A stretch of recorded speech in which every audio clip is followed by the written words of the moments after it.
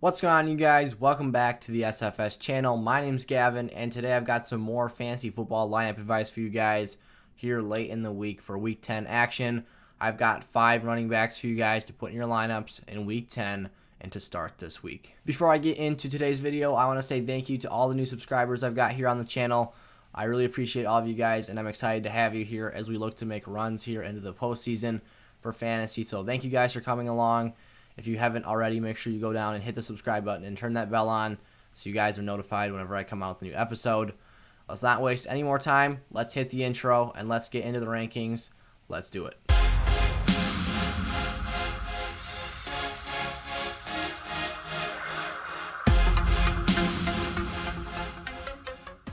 All right, here we go. Kareem Hunt is my first running back to start in Week 10. The Cleveland Browns back. And Nick Chubb is actually coming back this week. And I think that a lot of people are going to be scared off of starting Hunt because Chubb is back and his value is going to take a hit. But this is just Chubb's first game back.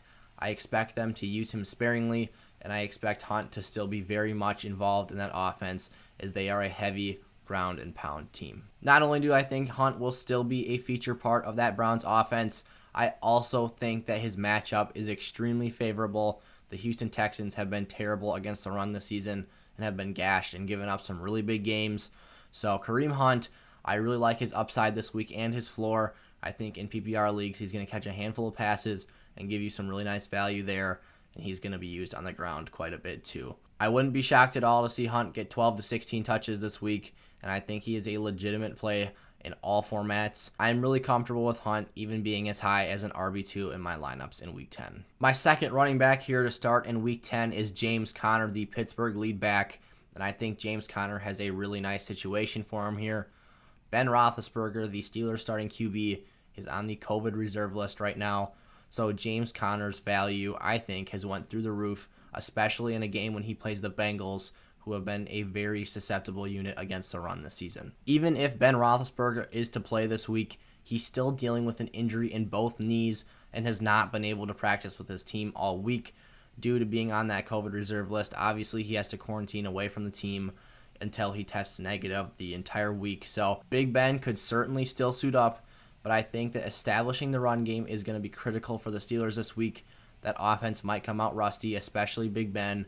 And I think that James Conner is a guy they need to lean on to get things rolling. Joe Burrow can certainly score points against them, so they're going to want to maintain possession and get into the groove before they start airing it out. I think James Conner has an excellent floor and ceiling this week, and on some teams, I think he is a safe candidate to have upside of even being an RB1 in fantasy. My third running back I love starting this week is Antonio Gibson against the Detroit Lions in Week 10. And I think this might be the best matchup out there this week. Antonio Gibson has a Lions defense that just gave up over 200 yards to Dalvin Cook last week. This team is awful at stopping the run. The week prior, they let up over 100 yards to Jordan Wilkins on the ground after nearly almost half of that game was wasted away by Jonathan Taylor not carrying the ball very efficiently. So clearly once they switched things up there, they could not stop Wilkins. This team has let up other massive rushing outings to guys like Aaron Jones this season. And for very dynamic players like Gibson, this is an excellent matchup that you love to see on your fantasy teams. Gibson isn't only a threat to run the football very well this week. I think he is a legitimate threat in the receiving game as well. Washington will have a change at quarterback this week. I think Alex Smith will be the full-time takeover for Kyle Allen, who suffered an injury last week. And I think that he's going to check the ball down a lot to Gibson. Alex Smith traditionally over the course of his career has really liked those short and intermediate passing routes and checking down to the safe option and letting his guys run after the catch and make plays happen that way. So I really like Gibson as a whole this week. I think from top to bottom, there is a lot of things to like about his game, and I think that he puts up some really, really nice numbers against the Lions in Week 10. My next guy up on the list here is Leonard Fournette, the Tampa Bay Bucks running back, and I think that this is actually the guy who is going to edge out Ronald Jones slightly in touches.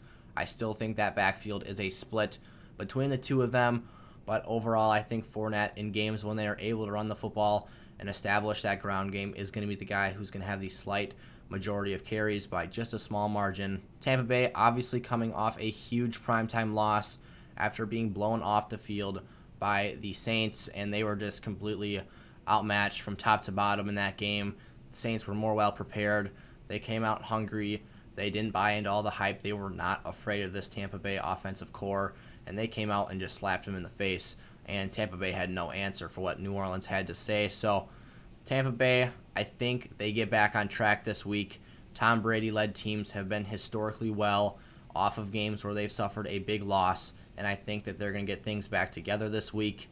They only ran the football 4 total times between Ronald Jones and Leonard Fournette in Week 9.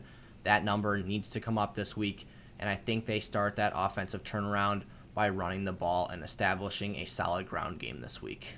Fournette's Week 10 matchup against Carolina is a good one. He has some opportunities to get on the goal line a couple times and punch 1 or 2 in there. I think that he is going to have a very nice ceiling this week. His floor is probably around 8 to 10 points. I think he's a safe RB2 play this week.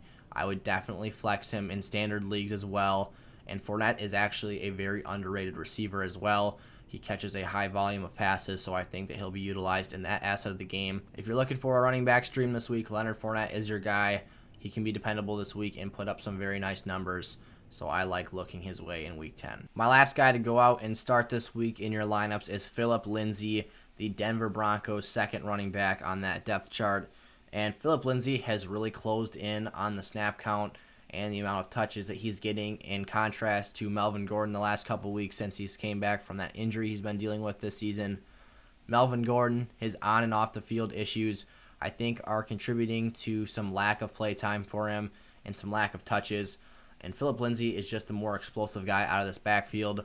I watched him a little bit last week, and he looked very good, and he was just shooting through those holes. And that small stature allows him to kind of get lost in the line sometimes and spring out for some big plays. So Phillip Lindsay, a very sneaky play this week against Las Vegas, a very nice matchup as well. They are only 29th ranked against the run, so obviously a very good matchup there.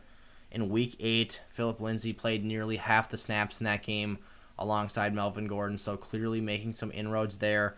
And then in Week 9, he played almost 40% of the snaps as well in a game when they were getting blown out and couldn't run the football much. So Melvin Gordon, I think that off the field issue, and then those fumbles, we saw 2 of them lost against Kansas City earlier this season, are kind of contributing to a lack of play time for him, like I said. So Phillip Lindsay, I think a guy with some really nice upside this week, and someone you can pencil in as a low-end RB2 start or a very solid flex play in Week 10. Those were 5 must-start running backs for Week 10 NFL action.